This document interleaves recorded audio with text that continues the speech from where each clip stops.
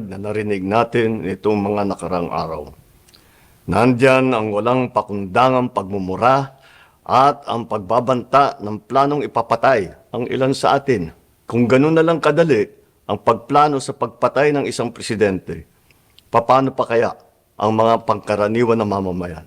Yang ganyang kriminal na pagtatangka ay hindi dapat pinapalampas. Yan ay aking papalagan. As a democratic country, we need to uphold the rule of law.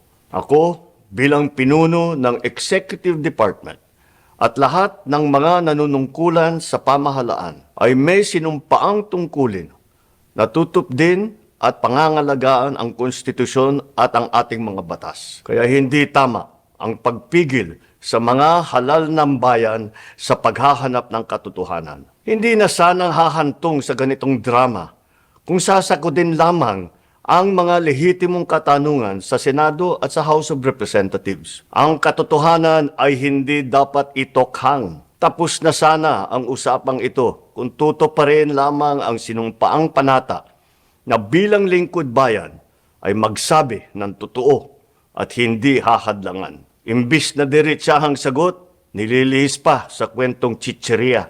Hangad ko na matuldukan na itong mga pangyayaring ito sa parang matiwasay at magdadala sa atin sa katotohanan. 12 taon din ako nanungkulan sa magkaparehong kamara ng Kongreso.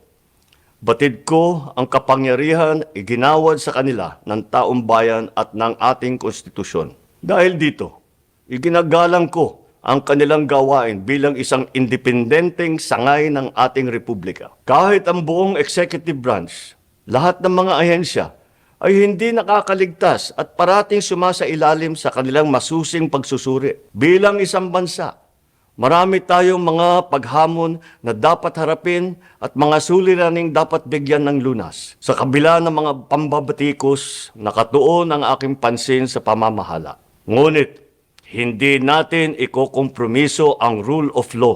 Kailangan manaig ang batas sa anumang sitwasyon, sino man ang tamaan. Kaya hindi ko hahayaan magtagumpay ang hangarin ng iba na hatakin ang buong bansa sa burak ng politika. Igalang natin ang proseso